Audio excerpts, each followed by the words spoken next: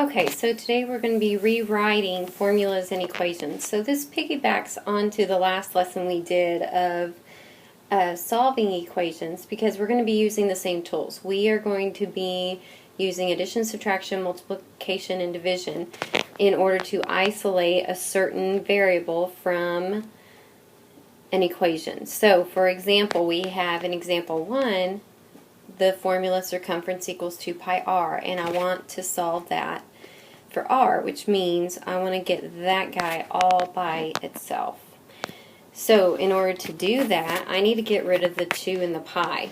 If I think about it, the 2 and the pi are being multiplied by that r, so to undo multiplication, to make them cancel out, I'm going to divide both sides by 2 pi, and I can take care of that all in one step.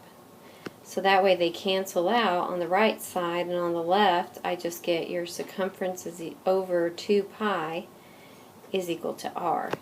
That makes our equations sometimes easier to work with if we solve them for the variable first before plugging in the numbers. Alright, example 2, we're going to solve for a. So the problem was d equals 2a over the square root of 3.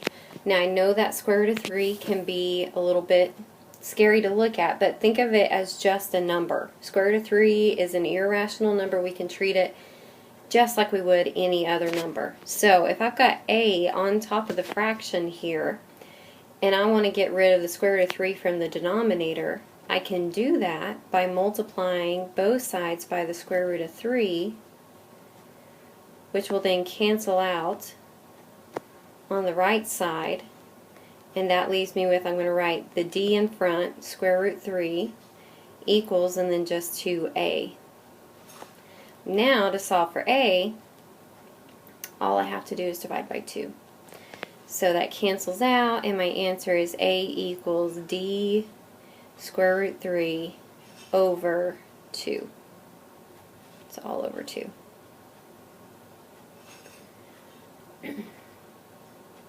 Okay, example 3, solving for w. Okay, so this time we're going to have to do a little bit more than just dividing and multiplying. We're going to be actually adding and subtracting, because I'm solving for that w there, which means I need to get rid of the 2l. So first thing I'm going to do is subtract 2l from both sides. I should make that a capital L so I can tell what it is. Now that will cancel out, and I've got p minus 2l equals 2w. Now the next step would be to divide both sides by 2. So w equals excuse me, p minus 2l all over 2. Now since both the p and the l do not have a 2 in front of it, I can't divide them both by 2. This would be the same thing if you wanted to take it one step further. You could. You don't have to though. But you could simplify it a little bit more and say p over 2 minus, and then the 2 would cancel out. 2l over 2 would cancel just down to l. But again, it's just kind of your preference. Okay, example 4. Why did I put this example in there? That's too easy. A equals LW, length times width, and we're going to solve for L. All we have to do is divide by W. So L equals, or A over W equals L. Pretty easy one. Now example 5, though, is not as easy. It's a little bit tricky. We're supposed to solve for P, but my problem is that I have two P's, one here and one here. And if I were to subtract PRT from both sides, that would give me P equals, but I still have a P on the other side. So I'm going to show you a little trick here. Now, I want you to remember this. This problem showed up on the Common Assessment last year, which we still have to take this year, even though we don't have a STAR test, but it does count for a grade. Okay, so good problem to remember. What we're going to do, since both of these terms here have a P in them, that means that I can factor out a P.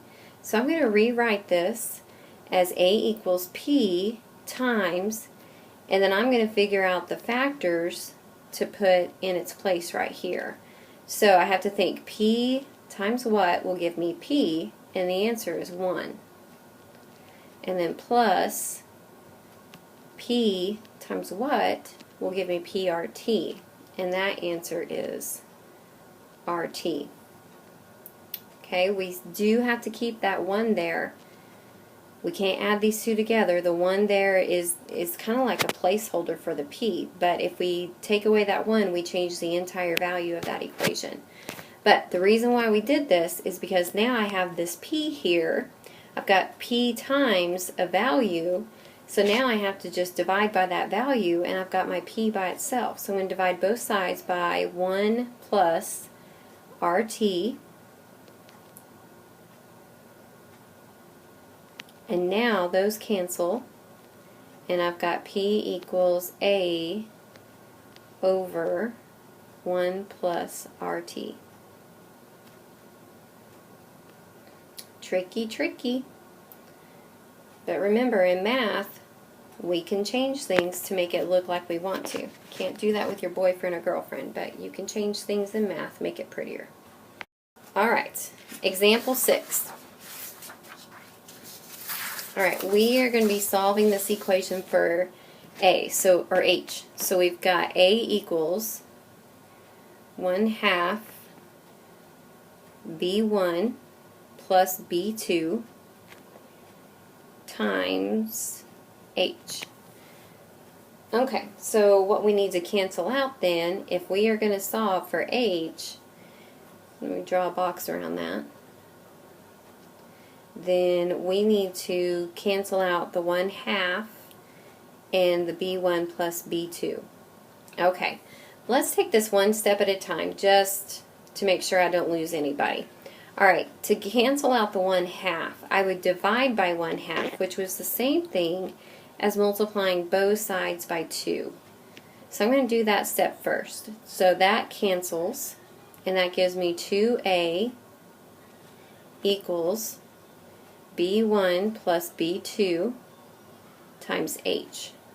Now my H is here. All I need to do is get rid of the B1 plus B2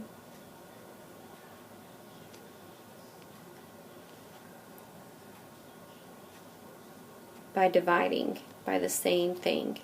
So that cancels out, and that leaves me with H equals 2A over B1 plus B2.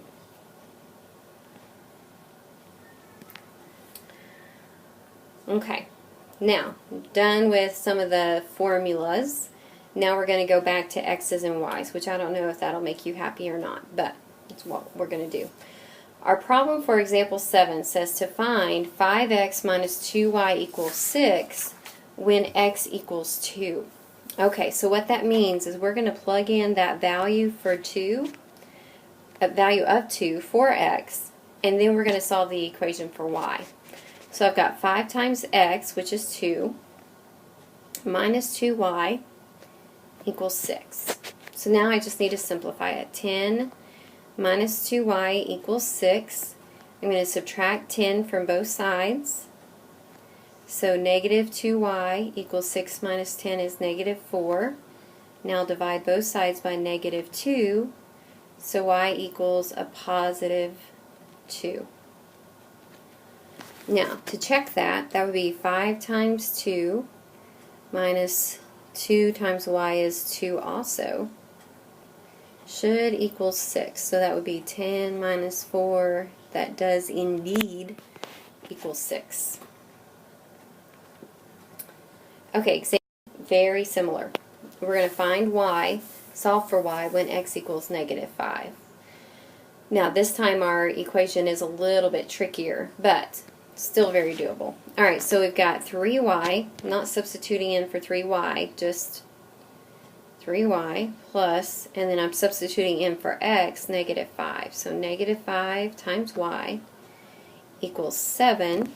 So now, I was thinking this was tricky, but it's not tricky at all.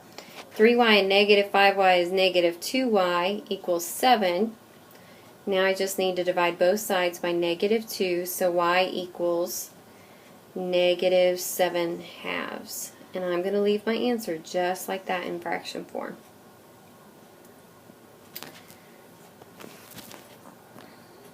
Okay, now to check that, that would be 3 times negative 7 halves plus negative 5 times negative 7 halves, and that should add up to 7. That would be negative 21 over 2 plus 35 over 2. Negative 21 and 35 gives me 14 over 2, which does indeed add up to 7. So it checks out. Okay, now example 9 is a little bit different. It says to solve for y, but there's no value for x included. So all that means is that we are going to have this equation for y in terms of x. In other words, there's still going to be an x variable in our answer. So if I'm going to solve for y, all I need to do is add 6x to both sides. That's ugly. Alright, so I have a hard time writing plus signs. That's a positive 6x and a positive 7. They're not like terms, so I cannot combine them. So y equals 6x plus 7, and that's it. Done. Okay, example 10, our last example, is very similar, except for this time we're going to have to divide. So I've got negative 3x to get rid of the x. Those cancel, so that leaves me with 2y equals, I'm going to put the x in front, negative 3x plus 12. Why? Because that's how we roll in math. We put the x front. Now we're going to divide everything by 2. So that gives me y equals negative 3 halves x plus 12 over 2 is 6. Which is good because coming up pretty soon we're going to be having equations of lines which look like this. Alright, and that's it for today. So, hopefully, if you have any questions, you can email me or text me on my Ayton's Algebra text thing, and we'll be good to go.